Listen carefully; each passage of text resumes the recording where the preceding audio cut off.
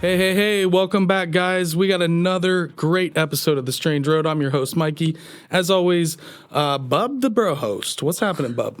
What's happening? How are you? You good? Yeah. All right, tonight we got Stoner, the loner, in Master Control. Yeah. Stoner, what's happening in there, buddy? Hey, he's lonely, but Lord knows. You don't have any remote control cars in there tonight, do you? I love it. He's always got something cooking in there. There you go, guys. You guys can find us at The Strange Road on Instagram, TikTok, and Twitter. Check out the Facebook group. Don't forget about the Strange Road merch portal. Don't sleep on that. Don't sleep on that. Go get yourself a hoodie, t-shirt. We got some more things cooking, mugs. too. Yeah, we got a couple new designs coming out. So keep an eye on all that. We'll post. It'll be all over the place. Yep. If you guys are listening, please keep writing those reviews. It's really, really helping out the show. We appreciate those. If you're watching here in YouTube, make sure you hit that like button. Yep. Share it with your friends and hit that notification bell so you know when all the streams and premieres are happening. Anytime we release something, you're informed. So let's jump in tonight. Got you. I'm ready. We've already had a. What about that? Do you need to do that one? Oh yeah, this is in my hand. Let's do that. You're holding it. You're gonna go, where's my glasses? And I'm gonna say on your face. Well, guys, we are gonna be at the Frogman Fest. We've been talking about it. We've been posting about it. Come hang out. Come get weird. If you're in the Central Ohio area or anywhere close, or even want to take a flight to go to Frogman Fest, it'll be worth it. I'll tell you, last year was great. Last year I was hook, line, and sinker. I loved all the presentations. I thought it was really well done. And I think that was pretty wide shared sentiment because everybody was still packed in there till the last speaker of the last hour. Like, really good job. So if you're going to it, enjoy. Hopefully you get to see all the speakers and presenters you want, and check out all the merch booths out there. Yeah, that's how we met James Willis. That's how we met Tobias. That's how we met B. Mills. Yeah. Great Jeff people. Craig. We met at CryptidCon, and then we talked to him. He said, hey, I got this festival coming up. You guys should come help out. So great. Jeff's Map in Black. He makes these amazing guides to paranormal all over Ohio, the U.S. Kind of like stop-off points of interest. Go check this out. But Crybaby Bridge. The Weird here. Ohio map is what you want to check out. Yeah. But we have one, right? Yes, we do. Yeah. Remember when you pulled it out? I unfolded it on the episode and it was like, so loud. And I'm like, dude, that was on like episode 1 back in the studio. So I forgive you. Oh, well, guys, let's hop right into it. Let's bring in our guest tonight. Please welcome researcher, documentarian, and world traveler with a focus on exploring ancient sites and breaking through the mainstream narrative of the history of human beings on this planet. Please welcome Michael Collins from WanderingWolf Productions. Michael, how the heck are you? Welcome to The Strange Road, man. What's up, guys? Doing really good. Yeah, thank you so much for having me on. Awesome. for sure. Yeah, I love what you're doing, man. Love your channels. Love everything, what you're creating. We watched today. I recently just watched one of your latest videos, which we'll get into that, which is something I had never heard of. The cart tracks in Texas. Yeah, very, very interesting. But we'll talk about that. I wanted to kind of give you the floor. Tell us a little bit about yourself and Wandering Wolf Productions and kind of how you got into all this. Yeah, absolutely. I focus on traveling I do a little bit of everything. I hit all the major sites. I try to focus on stuff maybe that people are not aware of as well. And kind of started out working in sales for, almost 15 years, and was just pretty miserable with the routine and the job and the work. And really, at a certain point, just had enough. And I quit that job, and really it was just going to take a year off to try to recalibrate. And I started traveling. And the first place I went to was Peru. And I think the first site that I went to was Sacsayhuaman. Whoa. And I walked up on that, and I'd been into this stuff for probably just as long as I had been in the job that I hated. And as soon as I went to that site, I just knew that this is what I wanted to do. My buddy I traveled with, an old Army buddy, and we used to do these hikes, and he'd carry a GoPro around with him and record those. And I was like, I can do that. And so that's what I tried to do. Now, if you go back and watch those videos, that I first put out, they're pretty bad. So I feel like we've come a long way, but that really got the journey started. I started traveling through that whole year, and after about a year or so, I was like, I better figure out a way to kind of turn this into something that I can keep doing, right? If I don't want to go back to work. And that's just kind of how I went dove headfirst into creating WanderingWolf Productions and doing all this traveling and different stuff. So, yeah, it's really cool. It's really cool. Yeah. And to your point of, you look back on it, you're like, man, that was the first episode. That wasn't that great or whatever. Hey, you got to start somewhere. You know how many people just sit there and go, I'll do this, I'll do that. It's like, you keep saying it, but doing it and talking about it are two different things. So kudos, man. You got to get the ball rolling sometime. And you look back and go see the growth, hopefully all the time as you keep looking back. So. But if you do want to get a laugh, go watch one of my oldest videos. I do these intros back then. Yeah. And I'm like, I'm Mike. And today, and I... Right. You don't know how to be. You don't know how to act. More relaxed now. What's that? Oh, no. I said you just don't know how to be. You don't know how to act. You don't know how to where to put your hands. It's a different vibe. You're not loose, you know.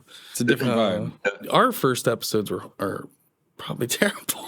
They're not great. I don't think they're great. I don't know. They might be okay. Who knows? I know I was scared. I remember that. Yeah. It was like, wow. But like you said, you keep going, keep plugging away, and you'll get to where you're wanting to be. Take some constructive criticism here and there. Yeah. We give each other feedback, and Kyle gives us feedback, and Matt, when he's here, gives us feedback, and all kinds of, whoever. And they'll say, hey, maybe, and I'm critical of myself too. So you try to, hopefully, my goal in these episodes is to maximize your input. We want to hear from what you're doing, your interest, your ideas, more or less. So I try not to railroad it. So if I'm doing that, you let me know and I'll overturn the floor again. But yeah. Well, I will say, if you need criticism, the internet's a great place for that. So, I get tons of it. Yeah. Yeah. Yeah. Especially what you're doing. I know, Will's already gotten in some interesting Twitter battles, not necessarily battles, but people, like with the Chinese characters, the Chinese language. Hey, you don't say that. Yeah, exactly. Like that. Yeah. You're not allowed to say it. That's what it feels like. Anytime somebody's like, hey, we dug this up and this is really cool. They're like, no, you didn't find it. Like, no, I did. Right. I did. Like, it's right here. I don't know what to say. Like, and anytime I think you're doing something outside the established narrative that's been created or that we all grew up with or anything like that, you're going to get pushback and, all kinds of stuff. So you just keep wading through that and ignore all that. I've had a pretty interesting life, and I'm not too bothered by what people say about me. That doesn't define my own opinion of myself. So I'm pretty good at letting that stuff I usually just don't even respond to stuff or bait.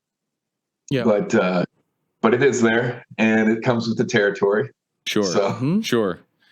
I think it's just interesting to even what we were talking about before we got rolling with this of kind of, there are certain things that might have been, almost founded in fault from the start to where it's like, if you think about history, hopefully they didn't skew it so much from the beginning that we really don't know, did we jump from here or did we actually start here and it kind of got muddied along and we just really won't reevaluate or what? That's what my concern is, like, where are we actually?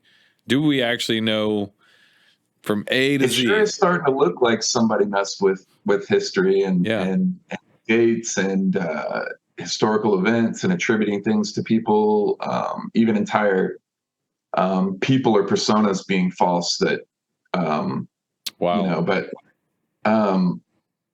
which is why I think it's so important for individuals to go out and document things for themselves instead of relying on someone with letters behind their name to come in and say that this is what it is. I think we've all experienced too much BS from the established community of experts, right? So I'm not really that interested in if you're espousing the same narrative that I've heard my entire life.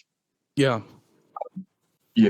Coming from some recognized institution or something like that, I don't really care. I'm going to go out there and look at it myself and figure it out myself. And I think the cool thing is that what everybody's starting to realize is that we're all able to contribute in some way Right. At this point, as we're moving forward within society, the world is becoming more and more connected. So ideas are, moving quicker and quicker and quicker. I'm not saying that certain fields or whatever don't have their purposes and they're not doing good work, but there are quite a few within certain fields that have a very strong interest in shutting down any kind of independent thought. And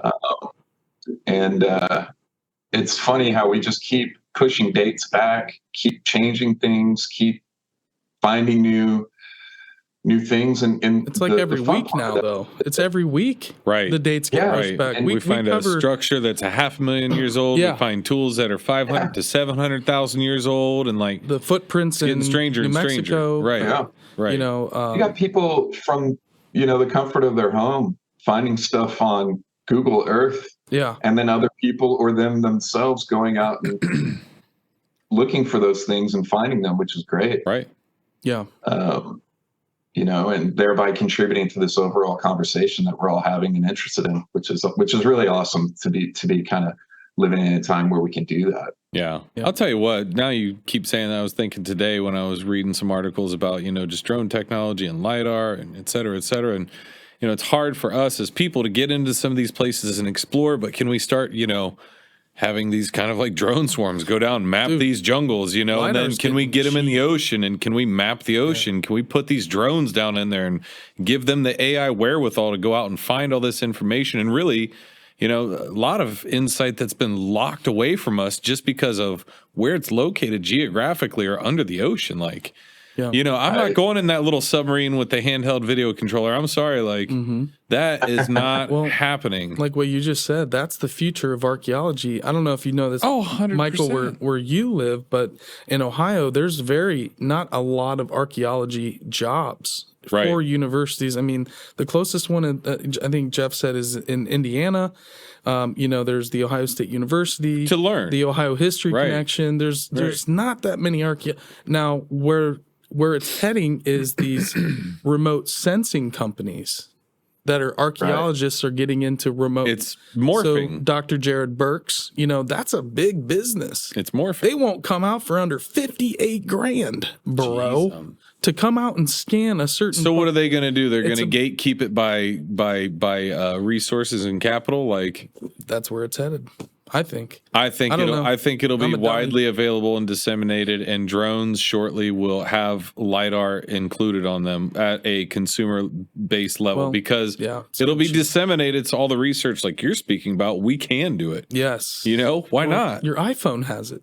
Well, yeah. There's all you have to do is stuff like Polycam or different stuff when you're out, and you can actually use your phone to LiDAR sites. There's so many people that send on a regular basis, and they just are sending me pictures from places that they've been hiking for 20 years, but then they started watching videos on ancient sites around the world, and they start going, that looks kind of like that. And my encouragement to people would be to, take pictures, send them to someone that and, see if they respond, and be your own contributor to part of the discussion and the conversation with everybody involved, it can reach people. I don't know if we could do something like that. Kyle and I were having a discussion about the whole Vision Pro thing. I'm thinking, what if there was a way headset you could pop that baby on, and you're going hiking and doing this, recons and it's projecting out LiDAR everywhere. Remember what Jeff showed us? What? His LiDAR scan with his iPhone? Jeffrey Wilson. Oh, when he was in the museum. When he lives next to Serpent Mound, and there's always been this story that the cosmic egg is what they call it at Serpent Mound, the mouth that's kind of eating this big giant egg.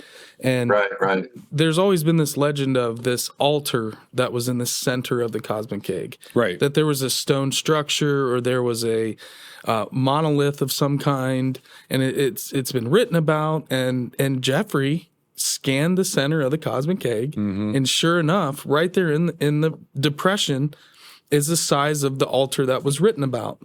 Now, if you go into the woods, there's a bunch of stones that are just kind of hanging out off the side of the cliff. Now, did somebody take those stones and just throw them off? Who would do that?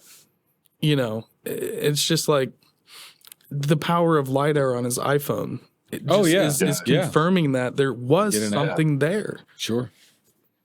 Isn't that wild to just have that much at your finger? When I started, like I mentioned earlier, I started with a GoPro. I don't even use, I used to carry around all this equipment, a whole Pelican case full of like a major camera and all this different gear and tripods and stuff. And lavaliers and microphones and stuff. All I do now is just take an iPhone. I just take my iPhone and a drone. Yeah. And, wow. It's pretty much how I shot just as well. Yeah. Makes me think of, old tech of, when we used to get speakers and entertainment systems, they were huge. The speakers were like 8 feet tall and you had a huge receiver and, now it's a sound bar and it's a subwoofer here or a couple speakers, but it's all Bluetooth and everything has evolved so rapidly. But even the 360 cameras, have you ever used any of those? As far as I know, I'm the only one doing 360 VR of ancient sites. So every site for the last 5 to 6 years that we've visited, we've done 360 in VR. So I have a lot up, and we probably have well over 100 other videos of ancient sites done in VR and 360. That's awesome. Cool. I don't know if anybody else is doing that. If they are, that's awesome. But I'm trying to document every site that we go to in VR and 360. So you can take a virtual walk through a lot of different ancient sites over on my channel if you want. Because I think eventually that's going to be something that gets really big. Being able to just feel like you're walking the site for yourself. Oh, absolutely. Pretty cool. Absolutely. Mm-hmm. I've done a couple of them, just even on YouTube and stuff to be able to kind of take that in and, get that experience. I've not even put it through a VR, but I can imagine it's a good sensory, engrossing experience that, people lose themselves. It's just going to take a little time for everybody to get familiar with it. Cause I get a lot of pushback. They're like, the quality is horrible. I'm like, you got to set your settings it's all in 4K. Right. So change your settings. And then people are like, it's just a shot of the ground. It's like, put your mouse on the video and you can move it around where you want. Right. Yep. Instruct the audience. But as people are learning that they can actually interact with the videos on my channel, the involvement and everything we're watching that grow, which is really cool. So like just put one out of I think our last one we put out was the Easter Island quarry and the Moai. So you can walk all through the giant Moai statues and the quarry and everything out there in 360 VR. That's insane. Guys, go check that out. We're going to have to talk about that because Easter Island is a trek I would like to make at some point. How is that? How is that round trip? Just getting there, the stay, like just not even beyond seeing all the craziness. What's it like just to get there? Sometimes, it's like, hey, I'd like to do that. And you realize, do I really want to fly 20 hours straight or whatever it is to, so how is it to make it there actually? It wasn't bad, but that was a flight that I sprung for business class on. And, sure, understandable. When you're taking 10-hour flights, I've gotten to the point now. I used to go as cheap as I could, and don't get me wrong, sometimes I still sure depends on these trips. Like the tickets to Peru, it's like $300 right now. So right, but when you're doing 10 hours plus, a lot of times I'll spring for that. Otherwise, I'm old enough now that I'm in my mid 40s. I'll be hurting for several days if I'm and I'm 6'3", like 230 pounds. Yeah, so fitting you need in some like space. Section. It'll beat me up for several days. My recommendation would be to fly into Chile and hang out in Chile for a day or two, and then that gives yourself a break, and then fly over to Easter Island if you want. You can do the whole thing, line it up to where you can go straight out there. But once you get there, you very much feel just how isolated the space is. It is the most isolated inhabited place on Earth, and I believe I'm correct about that.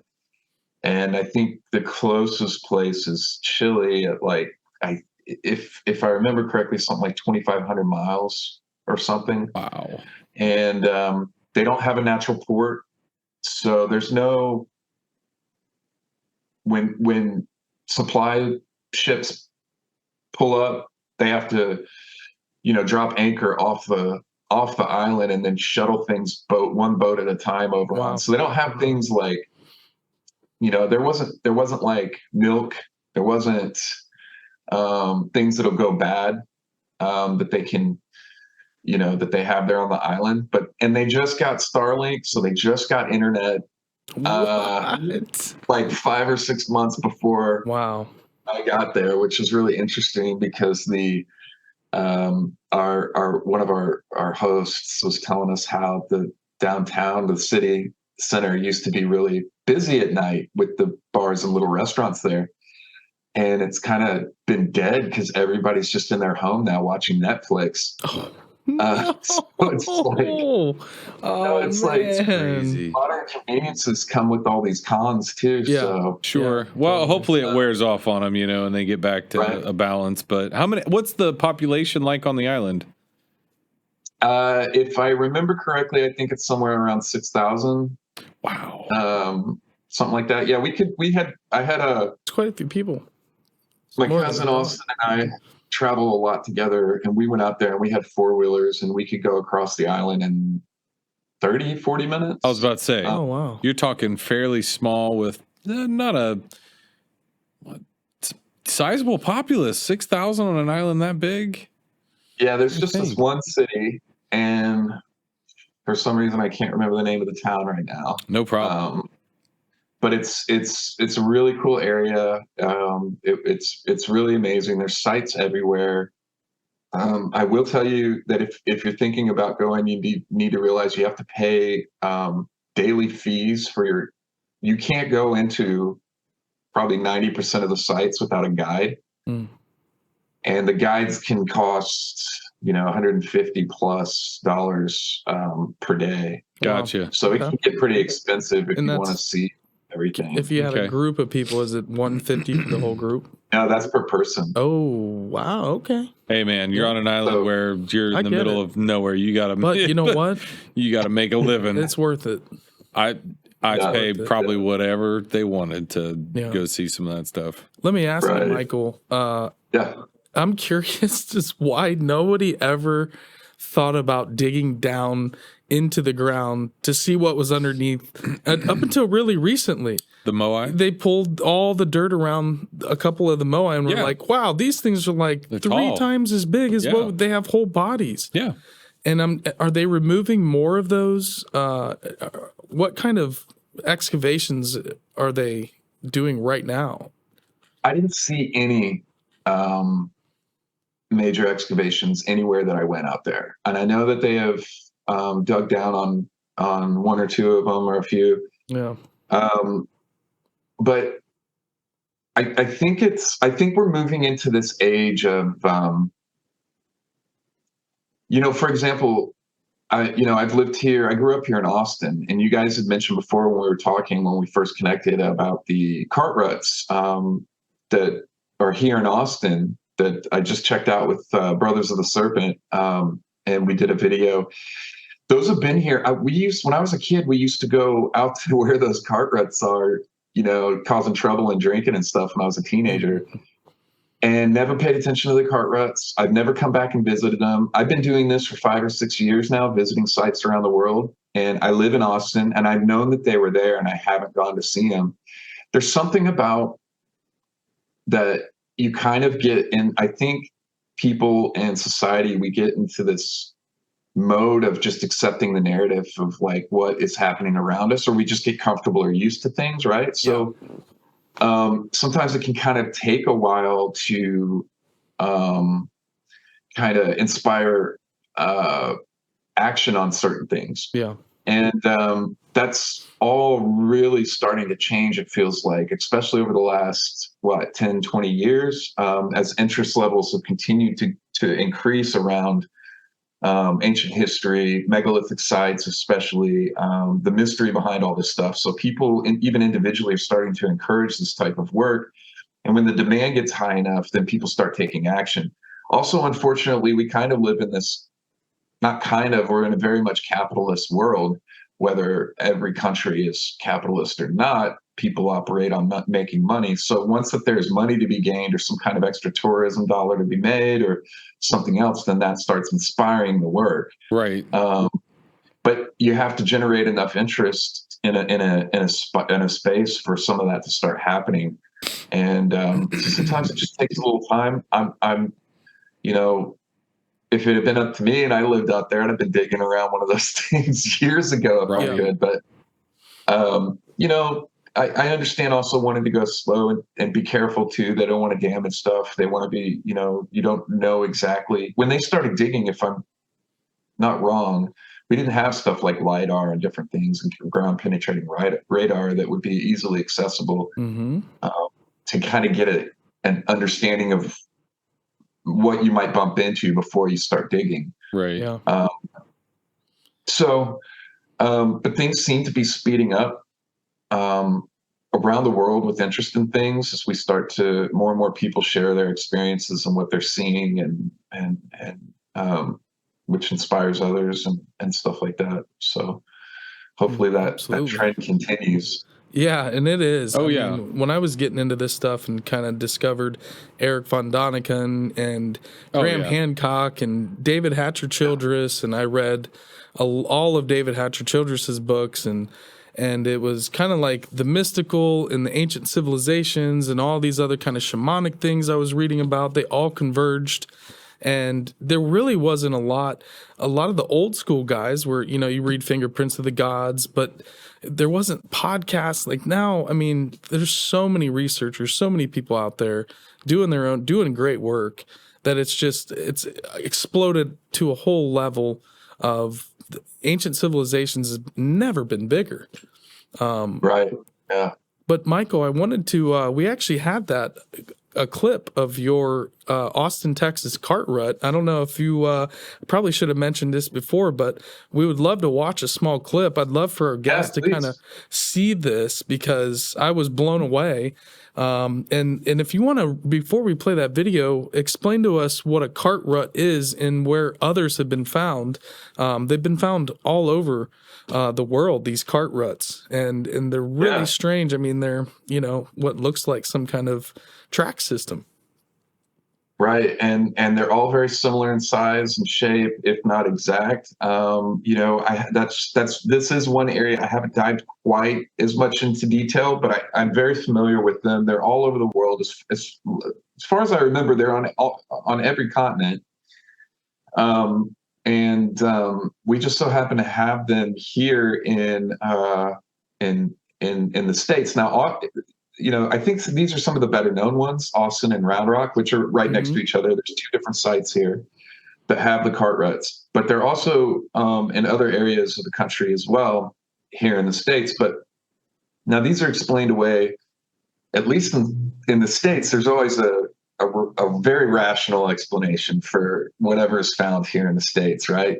And so we call them cart ruts because that's what they're attributed to wagon wheels making these indentions over time, over and over and over again, and eventually wearing down that stone or whatever. And that's what they're called here. Now, you know, even if they matched exactly, and you go over to Europe and you're talking about the cart ruts that are over there, they obviously have an ancient history, right? Well, you know, everything here in America gets explained as something else other than what it, you know, could be. If you took this and you moved it over to Europe or somewhere else, it'd have a very different history behind it. But these are in Austin, and you know, had a chance to meet up with Brothers of the Serpent and go out there and explore it. Had a great day. It was a lot of fun, easy to get to, even when it's wet out, as you'll see in the video.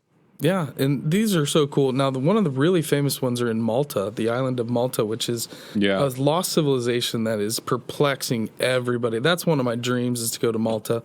Absolute amazing place. But these look exactly like the ones in Malta, which shocked me because I had never heard about these Austin, Texas.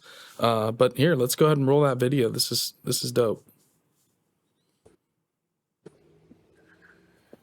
So we're here in Austin at the Bull Creek location for the cart ruts. Here, let me see if I can get you a better shot. See them right away. Right. There we go. Let's wait till you can see these going. Yep.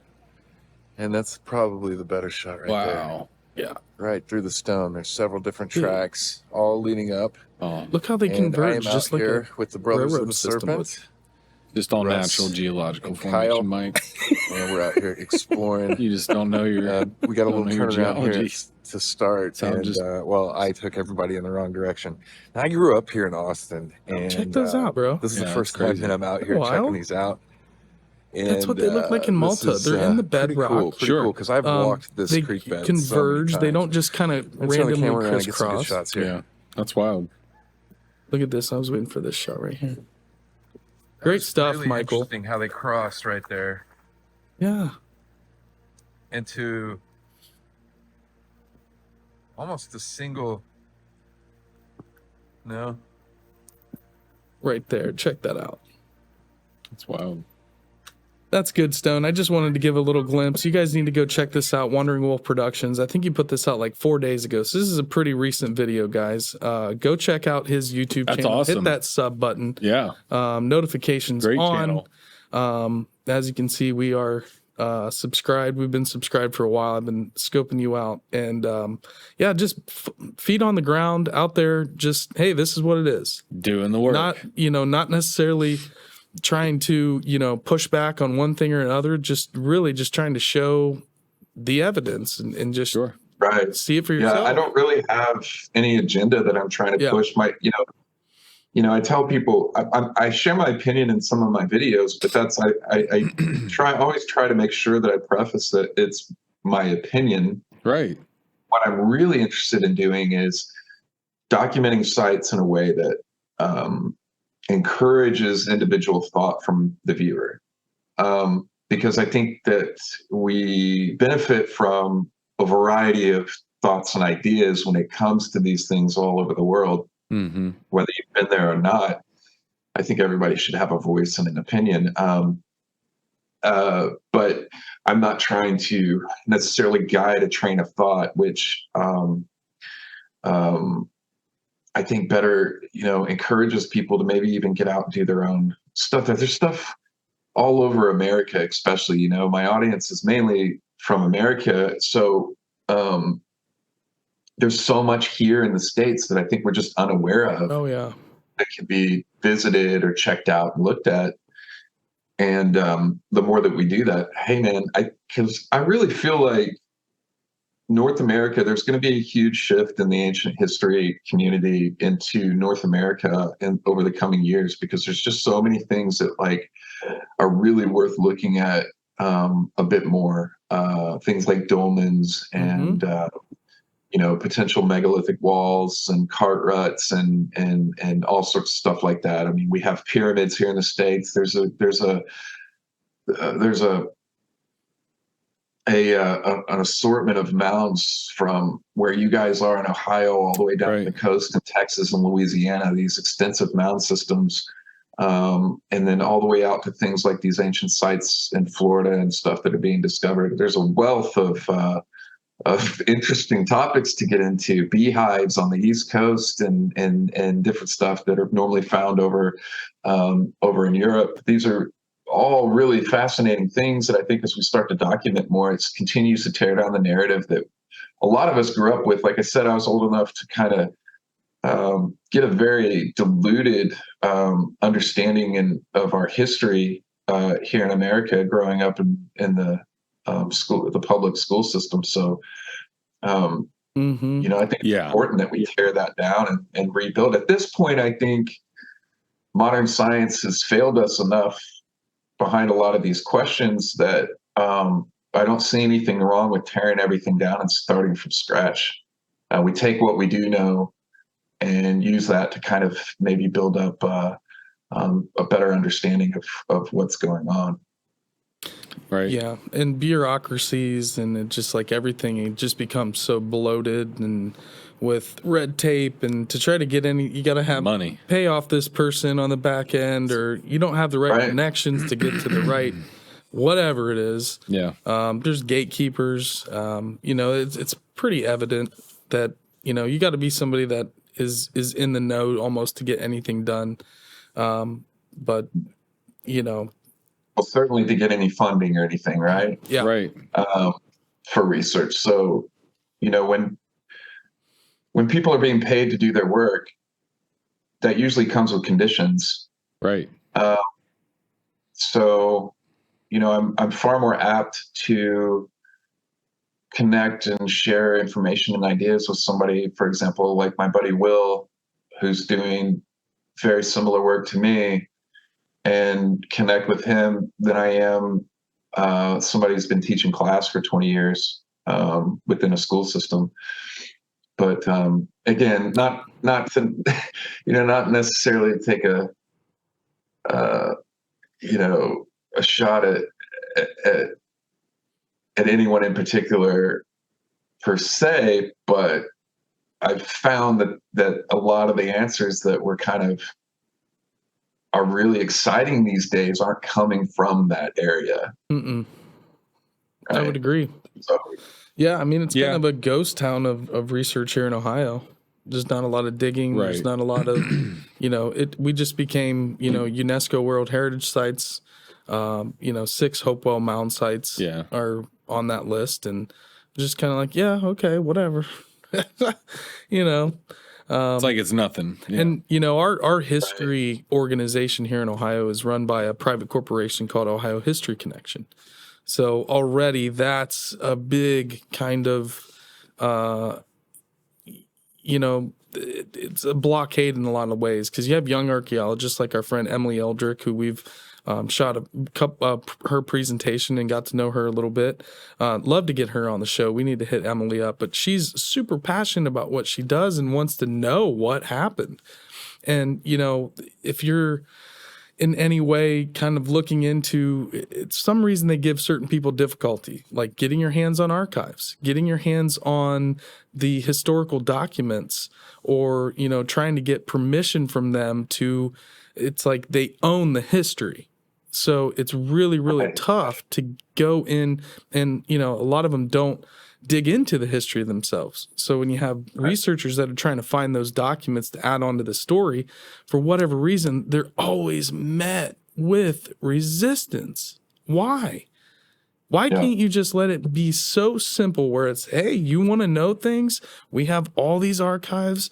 Everyone's welcome. But no, it's very much like, if it doesn't in some way going to benefit them from making a profit, then there's no interest in pursuing that. So it's super frustrating. And they've done some good things. Yeah. But it certainly seems like a lot of it is basically job security by absolutely, holding on to information and stuff like that. But I'll say there's an undeniable huge explosion of interest over the last decade or two in ancient history. And I don't think I could contribute anywhere near to most of that being developed by scientists or archaeologists. It's been by individuals who had questions and went out and used their own resources to get to places and film things and document it, show things in a way that would enable everybody to kind of collectively raise their understanding. Whereas, instead of having to pay through, some private institution to go for 4 years and study under them, costing hundreds of thousands of dollars or whatever, just to have some letters behind your name to be able to have an opinion on it. The internet and YouTube has done away with that. And the interest levels that have increased in this subject matter around the world are because of people like yourselves that are bringing this information and interviews with a variety of people out to the public, all these different ideas and thoughts and information. Or it's guys like Will, or I think Graham Hancock could easily be considered kind of one of the pioneers in this field of really just blowing it up. And there's several other people, that have been doing stuff just as long as he has, that have made this interesting and fun for people on a large scale. But I can't think of you know, anybody that's done more than individual researchers without private funding or any kind of agenda, who just want to go out there and ask questions and follow these ideas to their conclusions. Whether things are right or wrong in that area, isn't that how you get somewhere? Through asking questions, going through the process, failing sometimes, and then trying again. You know, a lot of pushback on the from the other side generally is if somebody has a theory that they posit that kind of gets proven false, it's like an aha, and it's like, no, they're doing the work. That's the work that you're supposed to be doing, is asking questions. Okay, we didn't get it right here. That's not what we thought it was. So you keep going. You know, a lot of times it's, you know, I worked in sales, and one of the mottos, you know, it was like, you might strike out 99 times before you close that one deal, but that's all you need. So if you're not afraid of failing, you'll just get out there, keep filming, taking pictures. I don't think you're doing anything to dilute history or understanding or some other thing. You're just going through the process. You're either helping to confirm it or, you know, help deny it. You know, that's all you're doing. You're either adding to the case or taking away from it or building a different one. But there's no harm in it. You know, if you go out and you go, hey, you know what? I went to the pyramids, or I went to here in Peru, or I went here, and you know what? The way they said it in history, it does line up. Good. We can check that off then. Then we can go to the next thing, because I think there's still a number of them that we got to go. I don't think that's probably going right. on here, man? Yeah, I think it looks like machining. It looks like tools were used. It looks like diamond drill bits. But to the other point is, he said it too, is just theories, right? People want to put that flag in the ground and be like, no, you cannot say anything else about this until they die. It's okay. And then once they die, then it's open to interpretation. Like, what do you think? Like you said. What do you think? Do you think they were? Because it adds on. It doesn't take away. If something's... You get enough notoriety for something that gets adopted as a widely accepted concept, it's really hard to overturn that thought process, you know? Egyptology is the perfect example of There you go. I can't say anything against what's accepted. Build off of it. If it's wrong, that's okay. That doesn't mean you throw your work out. You don't get it from the perspective, though, of like being the powerful, omniscient, omnipotent. We are the Egyptologists. Don't question us. They say we know. You're like Judge Dredd of Egyptology. What do any of us know? I mean, it's too far back in remote history to be. It's all a theory, too. Like, no one can possibly know. You can't say we can try to know better. We can, you know, to shut down the discourse on it is the dreadful part to me. If I debate you all day and you roundly defeat me in debate, great, awesome. I'll walk away from that and I'll take your information. I will adopt your information because you beat me in that debate. I'll go home and stew on it. I'll think about it. That's why I like the discourse of it. But to say, no, we won't talk about it, that's when I go, there's something wrong here when people say we can't talk about things. We can talk about a lot of things, believe me. We can talk about a lot of things. And that Graham Hancock was dangerous for wanting to film at Serpent Mound. Wild hyperbole. Wild hyperbole. And, you know, our buddy Jeffrey that episode was filmed on his property. What was he going to do? Inspire more people to come see an ancient site? Well, here's a perfect example, Michael. What you were talking about earlier is... I just don't think they want people to go see them. Well, that's what Michael was saying. With the 90% of the people that are into this, didn't get into it from some archaeology class or not at all. Some, you know, mainstream kind of. But I'm also not going there like it's a spaceship going to shoot me off into the sky. If I go into the pyramid, you know, that's the ancient aliens. Here's what I was getting to. I'm just saying there's a balance. So a perfect example of this is Serpent Mound was never known until Ancient Aliens did an episode on it. It's season 1, episode 3. Our friend Thomas Johnson I didn't know anything about Ross, it, so you told me and Ross Hamilton, and those guys were on that episode. It's a very famous episode, and also Dr. Bradley Lepper. Yeah. He's Ohio History Connection, archaeologist, Ohio State University professor. They had him. He was great in the episode. Yeah, they filmed it. Now, Ancient Aliens, whatever you think of it, it has amazing sites that you can learn about. Whether aliens built it or not, that's up to you to figure out. I don't personally believe that, but the show is incredible in terms of exposing people to places like Pumapunku, which I know you've, you know a little bit about, and Sacsayhuaman, and places that just don't make sense. So what I'm getting at is after he was on Ancient Aliens, Ohio History Connection took a major stance, and that's where this thing with Graham Hancock came up. Right. Because they weren't going to be made to look like fools. Brad Lepper got a lot of guff for being on Ancient Aliens. And so then he starts writing for the Columbus Dispatch and trying to disprove and joke and run people into the ground about the giants theories that are here, the legends of giant skeletons, and starts writing a lot of these kind of articles that are going against this type of thinking. So he was great in that episode, but he got a whole lot of crap for doing it. So from then on, he's not, or anybody else that's connected to those organizations are gonna, my whole thing is it adds on to it. Let us decide what it is or what it isn't. I know the majority of my audience, and I would assume anybody else is in the space of topics that we're discussing is I think we're all done letting people tell us what to think. Mm-hmm. I'm just not interested in it anymore. So if you're telling me how I'm supposed to think instead of providing me with information, I have no interest in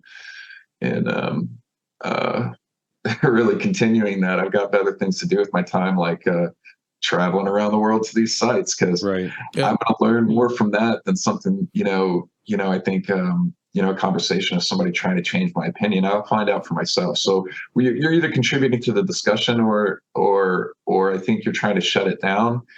I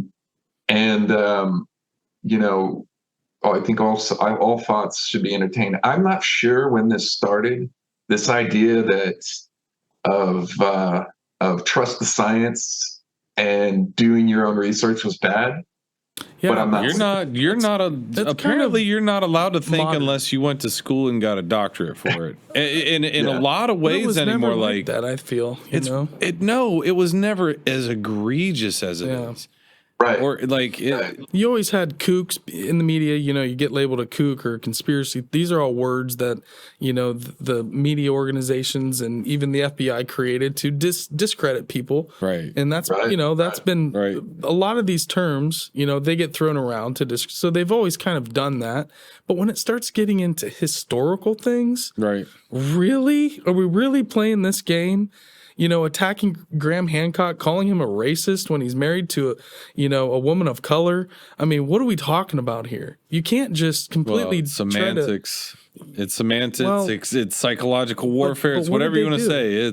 Did they ever attack his ideas? No, they won't attack his ideas. I know when I know that somebody's wrong about something, if I care about them, I generally will kind of try to course correct them or share some information that I have. But if they're adamant about not, receiving that information, I'm not threatened by somebody that has an idea outside of my own or whatever, right? So, the level of response by a lot of people, especially within the archaeological community, to people like Graham Hancock, his ideas and exploring these thoughts is pretty intense. It's pretty severe. Well, yeah. Which, if there wasn't something there worth entertaining, people wouldn't entertain it. Mm-hmm. So, people aren't as collectively dumb as, these people seem to you're led to believe, act like most people are. Mm-hmm. Don't get me wrong, there's a lot of far out thoughts especially when you get deep into this community about certain stuff, right? Yeah. And sure, you can progressively go down a scale of but back to your processes that get pretty wild. But what's the harm in people exploring those ideas and those thought processes? Right.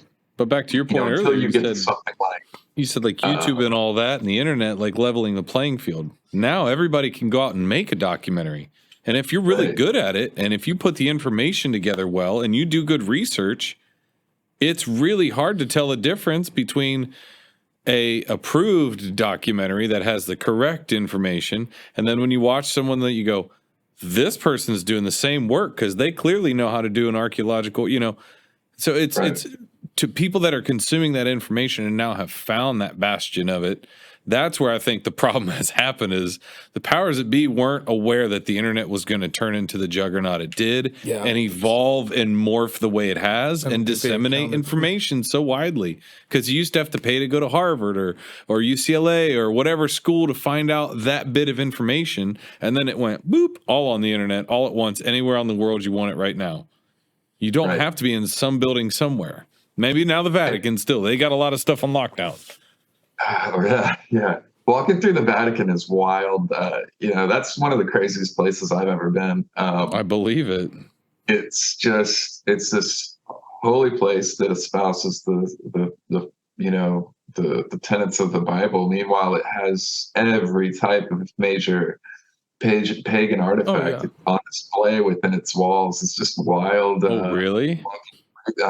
Some of the stuff that they've got in there. I did not know that. Giant statues of pine cones, pineal glands that, basically are, they're telling you, like, this is the doorway, this is the gateway. I might have to go to the Vatican. I've never been. Oh, so worth it. So worth it. Yeah.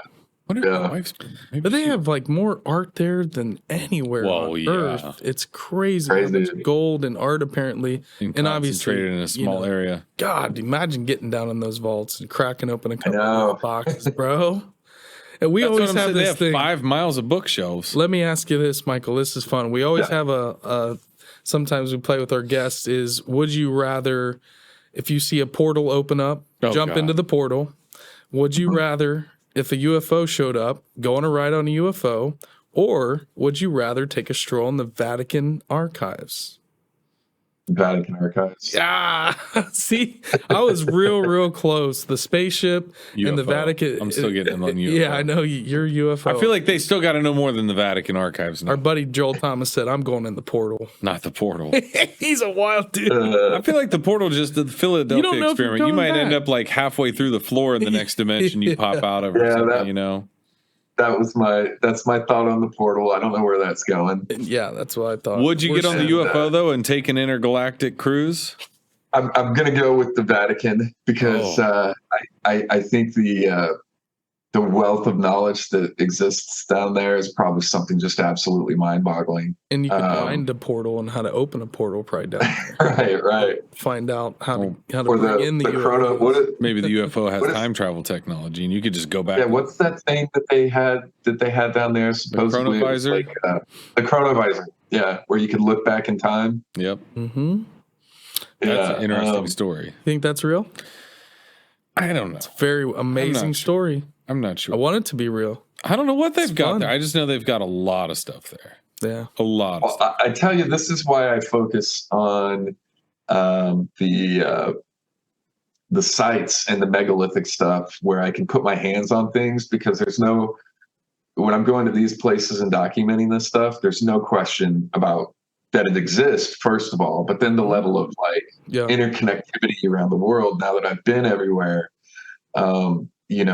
there's clear established links between things, in China to South America to Africa to Europe, the same types of like cut marks and fitting together of stones and building styles and all sorts of these little intricacies that can be found everywhere that, really, it's so right there in your face that for me, that's just so exciting.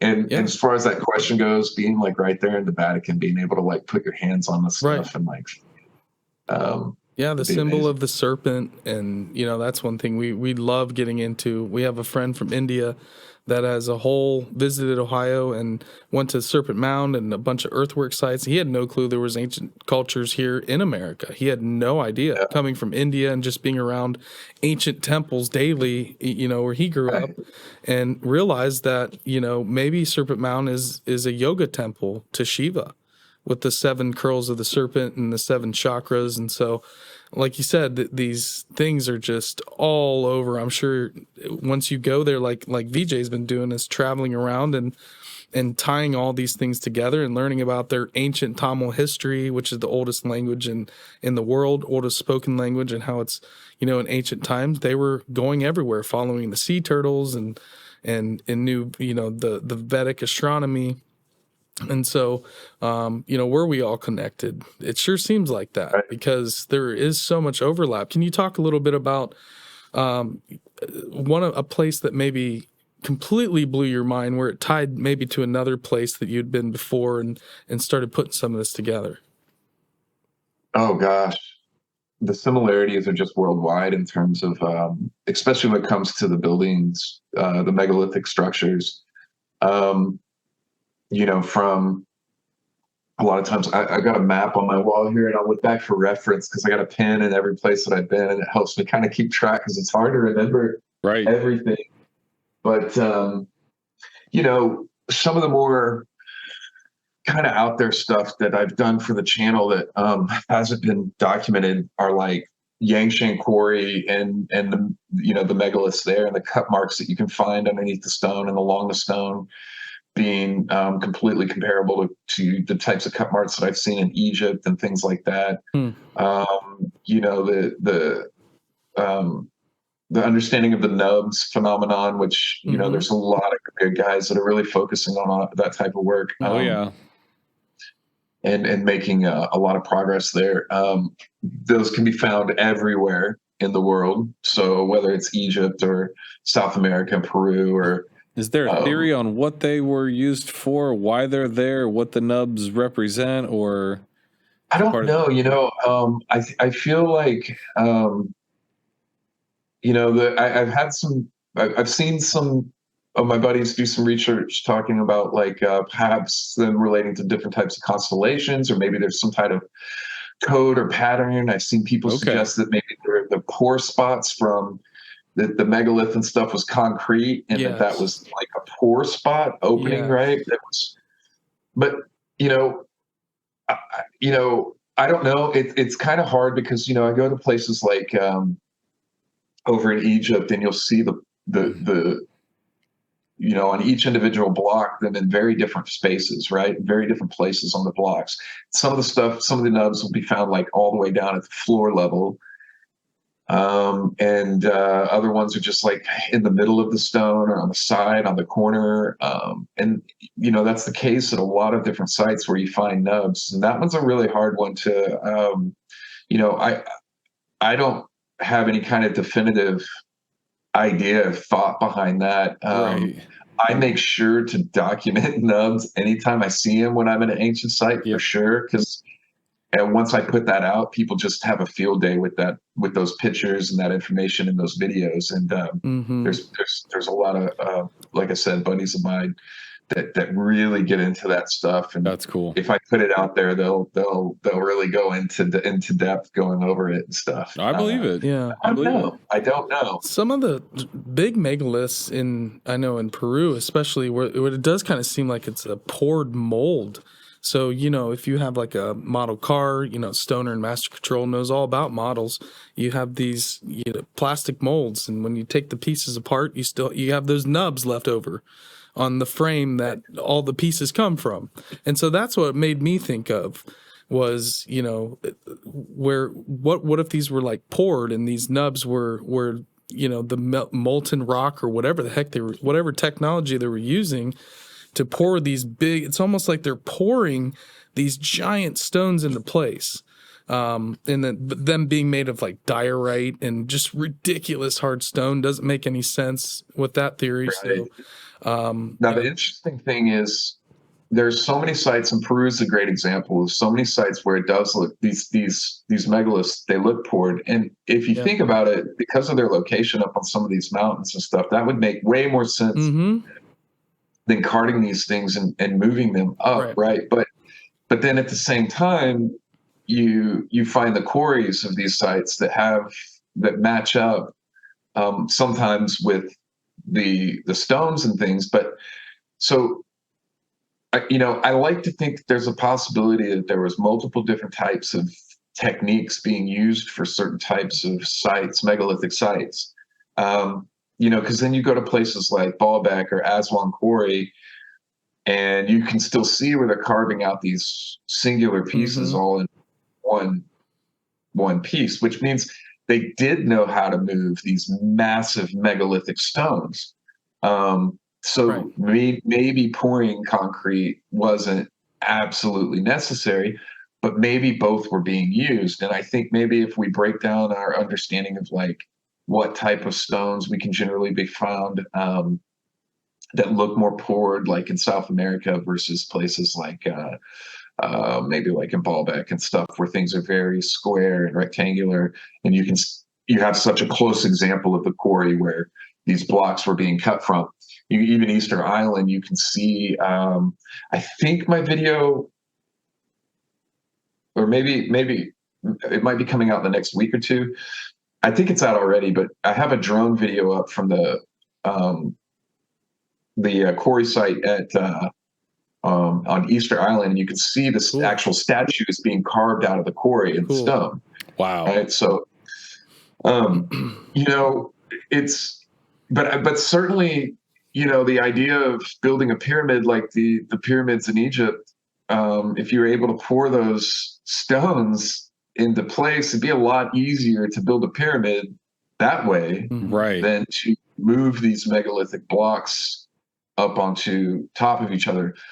But I have a hard time saying one way or the other, and certainly I don't think that one would apply to one theory, one versus the other would apply worldwide, right? Because there's either way that you go, there's examples that disprove the other. So it would either have to be a combination of the two, this understanding of quarrying these megaliths and then being able to move them. Yeah. Or what versus being able to, pour some kind of advanced type of concrete that solidifies them. I was thinking maybe the poured ones were ones that were like done maybe, and I don't know by who, but the ones actually being quarried were like a replication of, hey, we've seen this, or we've got these certain structures already trial run around the globe, that then around the globe people are going, oh, well, let's make we're going to go get stone and cut it and quarry it. And, maybe they're just doing a reflection of what they're seeing, in a certain way. Well, Baalbek's a good example of cut stone from the quarry, because the stone of the pregnant woman is the really famous one that's coming out of the. It's like, what, 1,000 tons? And they're not even done. And then there's another one that broke, and they're like, moved on to the next piece. That top picture is Yangshan. Yangshan has a history behind it. I think the history behind Yangshan is that it's, was created in about 1400, I think, or so. So it's like several hundred years old, going by the established narrative, right? Which I'm not so sure that I buy, right? China has a lot of different things about their ancient history that they've covered up and that they are continuing to cover up. And Yangshan has a lot of different features that are exactly the same as Baalbek and Aswan when it comes to their quarry, whether it's the things that look like machining marks, and different indicators there at the site that are pretty comparable. And Baalbek always gets the attention as the largest megalith, but Yangshan just absolutely dwarfs Baalbek in terms of size. That picture that I was showing, I'm actually in the top picture of the Yangshan quarry, but you can barely see me. That's how massive it is compared to the other two. Wow. And there's a lot of different things like around the world that I think people are starting to make comparisons to. Also, I just released another photo of recently, which would be on my Instagram or Twitter as well, of the modern agricultural techniques for vineyards in the Canary Islands, on their volcanoes and stuff, and the mountainsides there. Which I've done a comparison shot of with versus the Band of Holes, which is found in Peru, which I'll be down there in just a week and a half and documenting that site as well to kind of try to uncover, because the established narrative around that site is, well, first of all, they still don't know. There's no consensus on exactly what that site is, the Band of Holes in Mount Sierpa. down in Peru. But it sure as heck looks very similar to the comparison photo that I released on my social media, comparing the modern agricultural techniques used in the Canary Islands. These holes that typically will kind of collect dew, and stuff like that.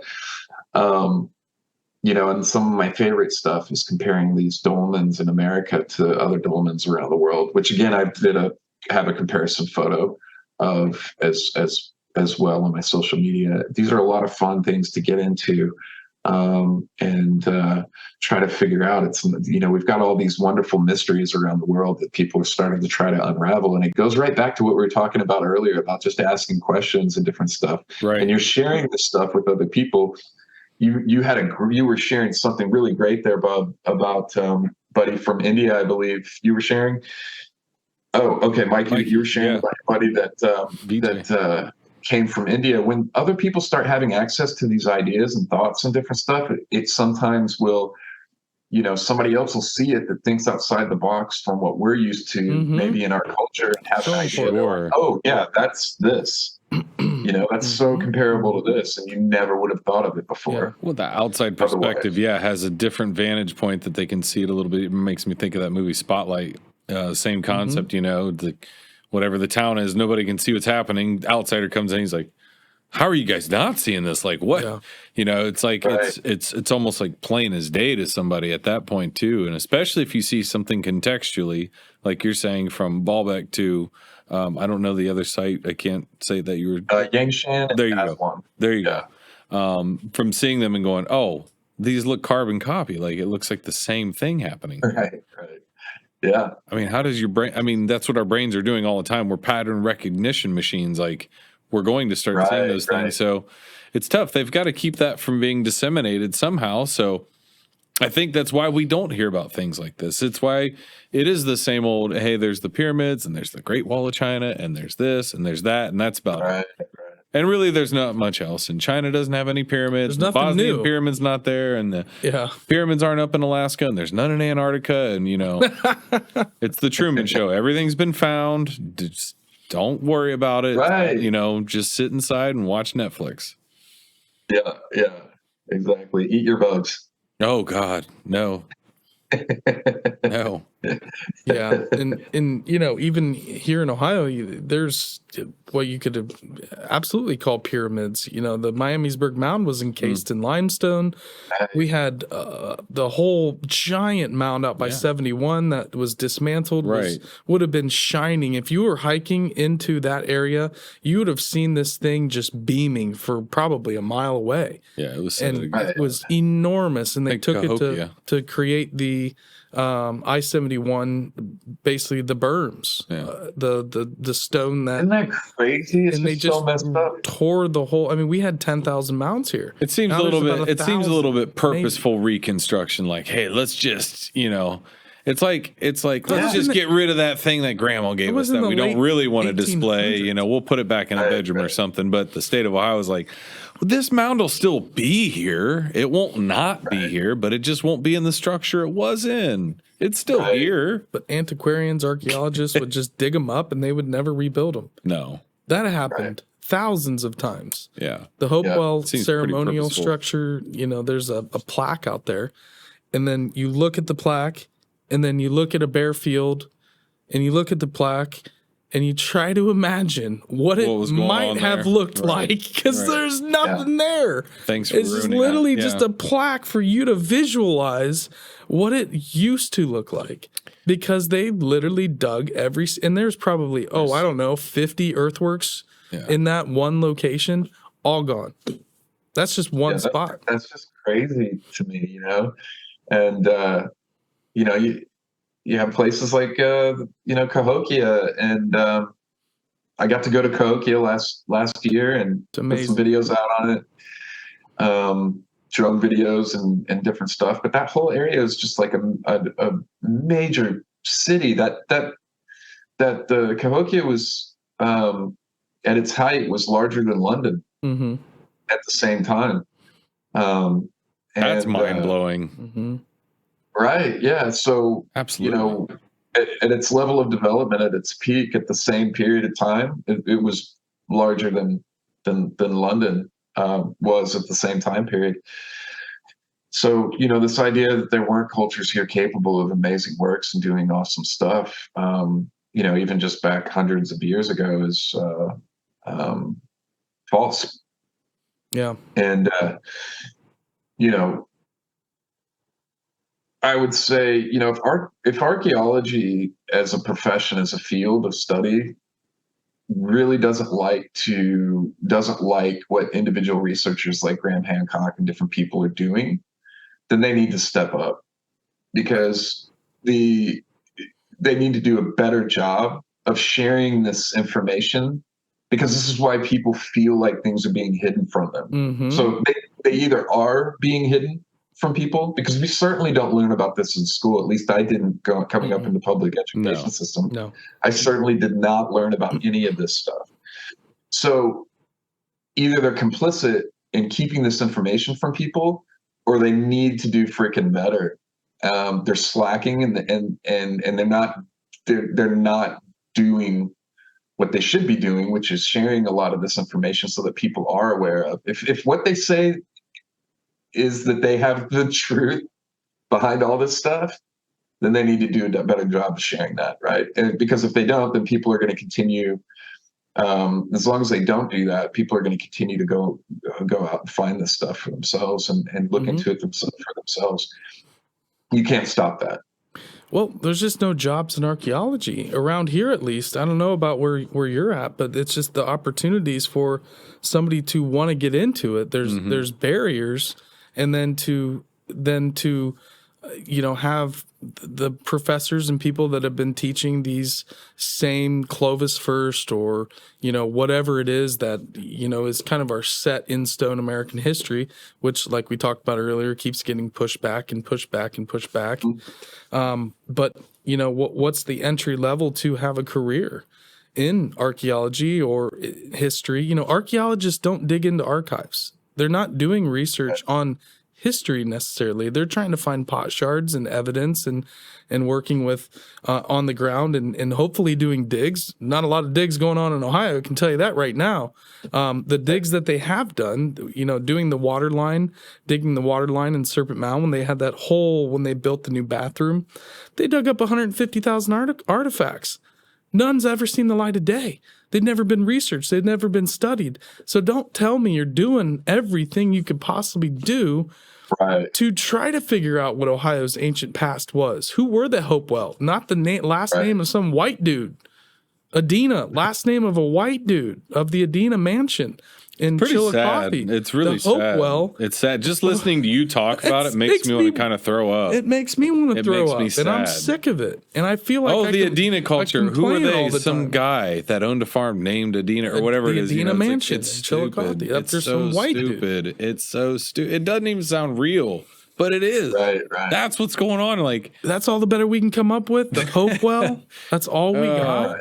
There's this magical culture that built these incredible earthworks that were aligned to the stars, unbelievably accurately, geometrically perfect. We have to say that they were not that smart. We've talked about this. So that was the whole thing with the Smithsonian and all of that, and the whole manifest destiny of, if we acknowledge that these people were actually intelligent and had real society and structure. Yeah. It's just the fact that they weren't living like we were living with horse and buggies and going on, manifest destiny and wanting to build factories and start, ruling the world. They were living in harmony. They were living with a different purpose than we were bringing to them. And so we had to be like, they're just stupid. They don't know any better. They're savages. Yeah. And we could wipe them off. And then we could just do what we wanted to do. Right. There is one thing. And we changed the narrative. The Catholic Church, I've said this before, is one of the most, is one of the worst destroyers of history. They've everywhere that they've come in North and South America, they've come in, people have conquered, the Catholic Church is set up, usually building their churches on top of ancient sites. Right. You take the kids away from their families. You force everybody to dress something a certain way. You take the kids away from their families. You give them angelicized names.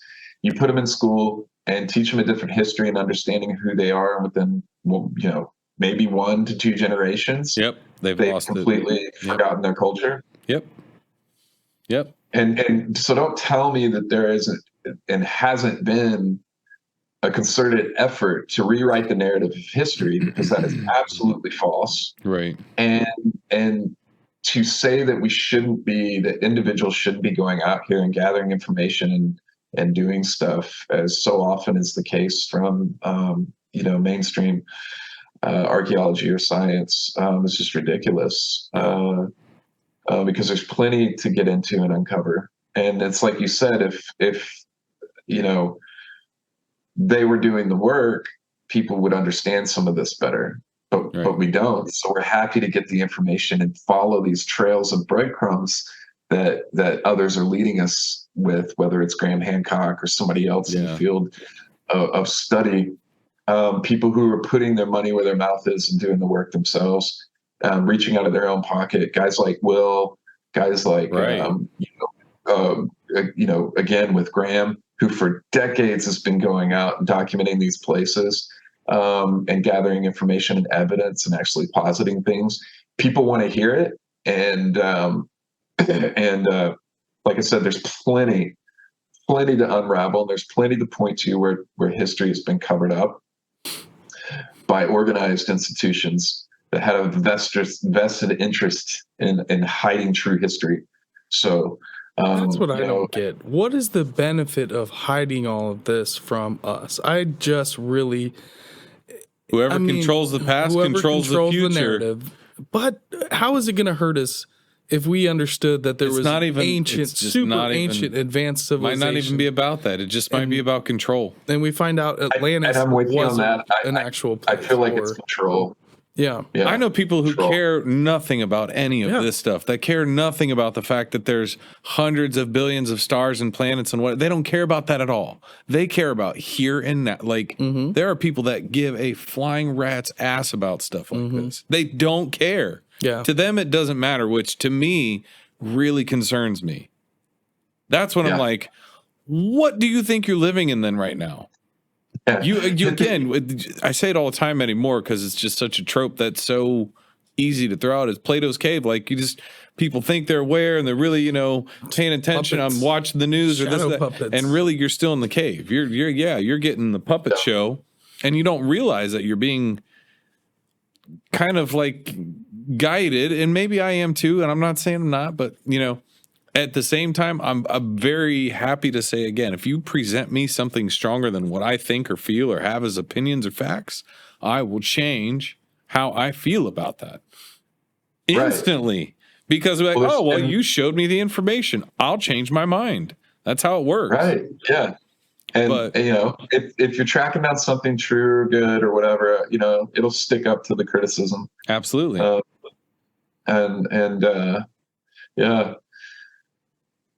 There's that's why, for me, as far as my work, I feel like it's just so important to document all of this and share it. Right.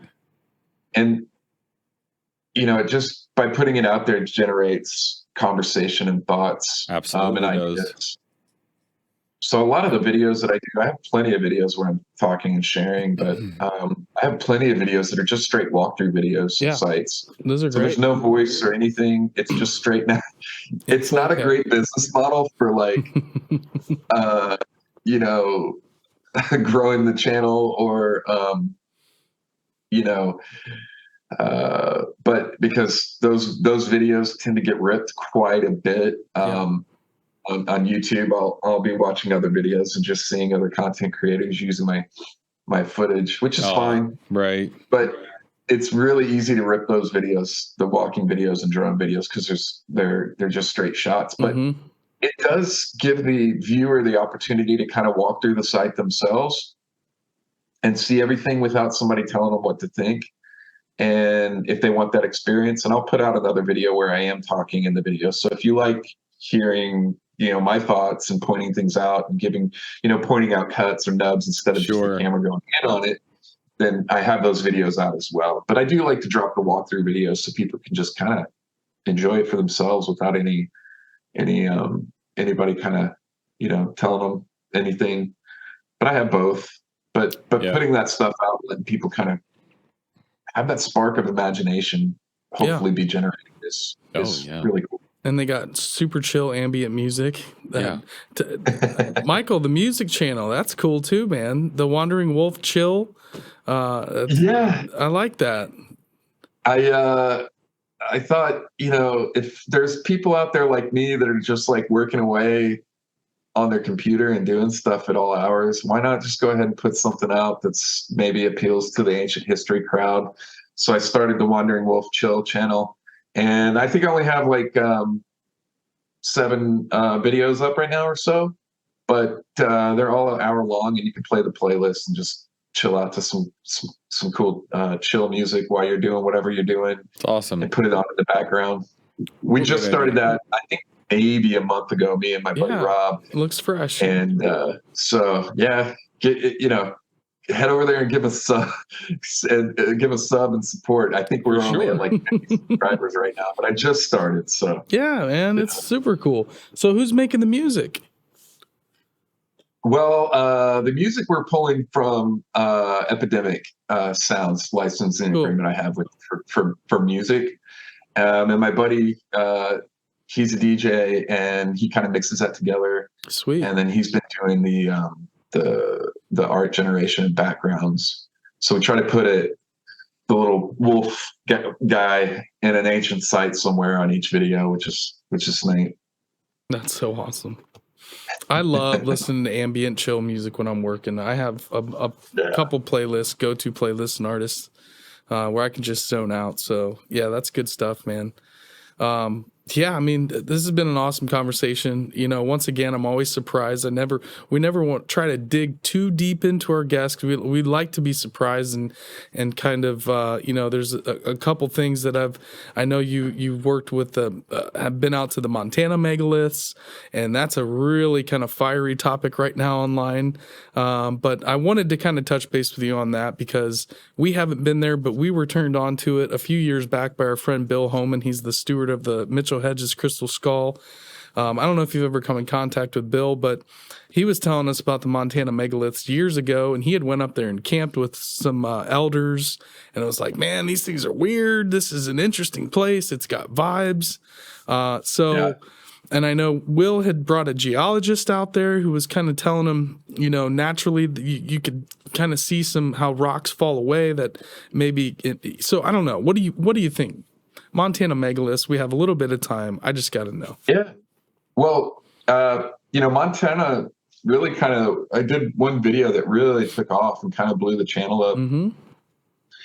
And it was on Sage Wall, and I put out some stuff since then. I've focused most of my work up there on the Sage Wall. But there's a lot of different sites up there. I just feel like, I've looked at the other sites and stuff, and I felt like Sage Wall was the one that I could really dig into. Plus, I've developed a great relationship with the property owner, Chris and Linda. They're amazing, and so we've been doing some work out there, documenting myself. And then he had a geophysicist come out. We've released a lot of those findings in one of my latest videos, which is called The Story of the Sage Wall.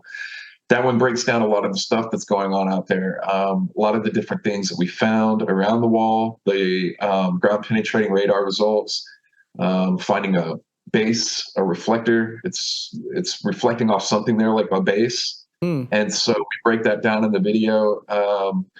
A lot of interest with the Rio Tinto Mining Group, which is a international company that was hired basically to do mineral surveying for the Boulder Batholith area in that region. Basically, after the site started catching on in the public eye and getting some notoriety. So next thing you know, you've got black helicopters showing up. And this company, by the way, also has a history of destroying ancient sites. If you look into them, they have destroyed hundreds of ancient sites over in Australia, and destroyed one of the caves over there, the Yukon Gorge, that showed evidence of human habitation dating back 40,000 years, I believe. And they blew it up. And dynamited it, and a bunch of other sites out there in Australia. So they have, it's really interesting that they're the ones that were just selected to come out and do this mineral surveying, and now they've got black helicopters flying over the property. What? But I think what we're working with, at least as far as the Sage Wall, is if that is man-made, we're looking at something that's so incredibly old that it's also, excuse me, bless you, it's also showing a level of erosion and weathering over thousands of years. Yeah. So you have, you know, because obviously one thing that a lot of people point out is that there are lines, there are breaks that are going down from top to bottom on the wall, which obviously no one would do if you were building a wall that would possibly, you know, make it pretty unstable without these overlapping joints and stuff and stones. But I think what we're looking at there is that those breaks are clearly cracks and breaks. And so I think we have a level of influence. First of all, if it's man-made, which we're trying to establish by doing all this work, and we're going back out there again this year and doing more scientific work. I think we're going to try to get the LiDAR done and stuff like that. We can also show in the video that I have out the lab results that we've gotten back from the geologists that we've sent the stone samples off to. The wall is also magnetic, so you can put a magnet on it, and the magnet sticks to the wall. So it has an incredibly high level of magnetism. But those breaks and stuff, I think what we're looking at, if the wall is man-made, it's so incredibly old that it has it's showing an extreme amount of weathering and erosion on it as well. So you have both things going on. Yeah. If the wall is natural, it's certainly unique, and I think we'll be contributing better in our findings to a lot of the information on the Boulder Batholith region and what's possible out there. You know, with the findings that we're getting, but it'll be interesting once we're able to get some LiDAR done. We've done some 3D imaging, the ground penetrating radar and the lab results. I break that all down in the video, as well as the stuff that's going on with that mining company, Rio Tinto. And it's a really interesting mystery, Sage Wall is out there. And I know there's a lot of other sites, but that's been the one that I focused on because it's not on government land, which all the other sites are. So there's an extra level of like ability for us to kind of do these tests and research and get cool. So cool. That's awesome, man. We got to get out there. I would love to get out to a lot of theirs. So good. It's worth seeing. Yeah. It felt very comparable to walking up that first time that I mentioned earlier when I walked up on Sacsayhuaman. Very comparable. It's massive. It's way bigger than it looks on camera, and it's much more impressive in person. So if you guys do get a chance to go over there, give me a heads up first, and I'll let Chris know you're coming. I'm sure he'd love to have you guys. That would be awesome. Yeah. Amazing. Yeah, and I've never been to Montana. I've always wanted to explore Montana. We went to Mikosika. Yeah, we went to Mikosika and camped and saw some like natural fossils that are just like right in the trail. They just mark a little flag and you're like, oh, there's a fossil. That's wild. Yeah. It's just nuts, man. Like I saw somebody driving cattle across the road one day. The farmer, he's like, hey, slow down. I got cowboys up here. They're moving my herd across the field. Like, what? Next thing you know, there's all of his cattle just moving across the road, like one field to the next. It was just like Montana. Still real life happening out there. You know? Right, exactly. Real life. Yeah. If you guys do go, again, let me know. I'll give you the great coordinates to all those different sites. And I plan on releasing a video pretty soon on the all these different sites that show the exact GPS locations, how to get there, and see all of these different spots for yourself in Montana so people can go do it for themselves. Awesome. All of these sites, except for the Sage Wall, are on BLM land. Okay. So land management up there. Yep. So you can actually just go into these parks and you can walk up and see them for yourself. Yep. And where do you usually fly into? Or do you just drive? I know you're... Bozeman? Yeah. Okay. Yeah. And then it's only, as far as Sage Wall, it's only about, if I remember correctly, maybe an hour or so to that general area. Mm-hmm. And Giants Playground and stuff like that. They're all kind of in the same area. So it's pretty easy to get to. Yeah. There you go, guys. Go check out Michael's video, Wandering Wolf Productions on Sagewall, and all of his other videos. Man, this has been awesome. Thank you so much for doing this. So happy we connected too, because I think we've got a lot of overlap and interest. So absolutely, I'm glad Will brought you up, and I know you've really inspired the work that he's doing as well. So keep at it, man. I mean, this has been an awesome episode. We'd love to give you the floor. Let us know where we can find you, connect with you. If you got anything coming up that you want to promote, please do. The floor is yours. Leave us with some final wisdom. Yeah, absolutely. Final wisdom. I would just say keep asking questions. I think you can be a participant in this this bigger picture conversation and discussion. You don't have to feel, I think for anybody out there that, that you have to take a seat in the back. I think anybody can go out, do a hike, take some pictures, share it with, get into a community, talk to people, make some friends online, whether it's Twitter or wherever else or whatever. And I can't tell you how many pictures people send me and email to me where I'm like, a lot of them maybe no, but some of them absolutely I want to go see and check out. People are doing good work, and everybody has a camera now, so you can be a part of the overall process. Even if you're not going to do a whole channel yourself, put it into somebody's hands who will go out and document it really well. Put it on the radar. Make a post about it. You can certainly share a picture. So I think just keep asking questions. I encourage people to do that. Try to think for yourself. Come up with your own ideas. I think everybody has something amazing that they can contribute. As far as the channel, we've had a lot of growth recently, a lot of exciting stuff. I think we'll be leading a trip maybe around October, hopefully hoping to release the details of that soon. So if you wanted to travel with me and maybe some other influencers, you can do that. Just keep an eye out. I release new videos every week on my channel. Twitter's my main platform. So if you want to see what I'm really doing in real time, follow me on Twitter. I'll be dropping stuff like that over the next several weeks as I'm making my way all throughout Peru and hoping to expand on that idea of the unknown reason for the band of holes out there in comparison to the agricultural techniques that we're even using now in modern day. I got a book coming out. Dang, man. There's all sorts of stuff going on. So, tune in. It'd be a fun time and really good time to kind of tune into what the channel's doing, because there's a bunch of stuff on the way. You're a busy bee. Dude, he's killing it. I'm telling you. I love it. I love it. Mike, keep the fire stoked and roaring. Yep. I love it. Yep. Keep at it, man. Doing great things. Love gives me the runner high contact buzz. But it was wonderful being on with you guys. You guys are awesome, and you have an avid fan and supporter in me, and I'm really grateful for being able to spend the time with you guys tonight. Oh, thank you so much. Much love, Michael. Appreciate that. We really appreciate it. Don't go anywhere. We're going to come right back and give you a proper goodbye. We'll close out the show and do a quick outro, but we'll come back and say goodbye. Michael, everybody, Wandering Wolf Productions. Awesome. That was amazing. And blown.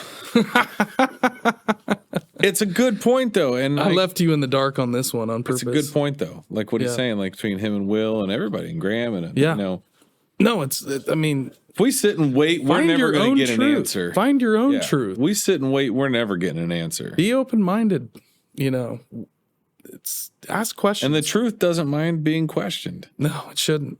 That's the whole thing. If I walk up to you and say I feel like this or feel like that, you should be able to you're an idiot and here's why, and you give me that answer.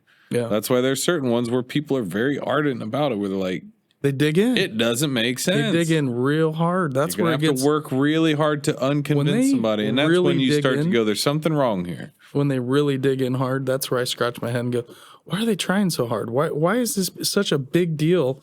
And they're really going after whoever it is that hard. Like, they have the full force of the academic world behind them. They're writing articles, it's a story, and spreading all of these things about whether it's Graham Hancock or whoever it is. If they're going up against the Egyptologist elite, they use the media in a way to discredit you, but it's history. This is academia. Right, but we're math doing is dirty 2 plus tricks 2 now? is 4. We're doing history dirty is maybe it's real, maybe it's not. Project Mockingbird type stuff in the media with historical institutions. Who knows? We can't do this anymore. I get too fired up. We gotta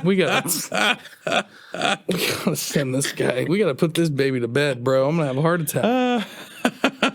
Am I wrong? No, it just cracked me up because you're like, I get mad, dude. I can see your blood pressure rising. I start doing this with my hair. I'm like, Mikey's talking about Ohio History Connection again. Bell. Yeah. Okay. Guys, you rule. You can find us on @The Strange Road on Instagram, TikTok, and Twitter, wherever you get your podcasts, Apple, Spotify, right here on YouTube. Hit that like button. Come check it out. Hit the notification button. Come check us out. Go check Michael out. We're going to be at Frogman Fest. March 2nd. Come to the booth. Bub will talk your ear off. I'm going to be there. It's going to be a great time. Our friends Jeffrey Wilson and James Willis and a whole lot of other people are going to be there. Yeah. We're going to have some a brand new merch booth set up, our first one. Hopefully we can put something together that's dope and looks sweet. We'll try our best. That's one of the projects that we're doing right now. So we're going to try our best. It's been fun. I think our merch is sweet. But you guys rule. Thank you all so very much. Later, everybody. Peace, love, and chicken grease. We are out. Bye-bye, y'all.